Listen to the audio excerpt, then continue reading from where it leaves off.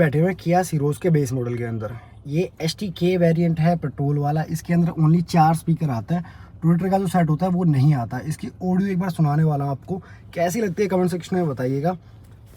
तो यहाँ पे गाना प्ले करते हैं, यहाँ से आवाज़ फुल है, अब बढ़ाते हैं भाई इसकी आवाज़ यहाँ से।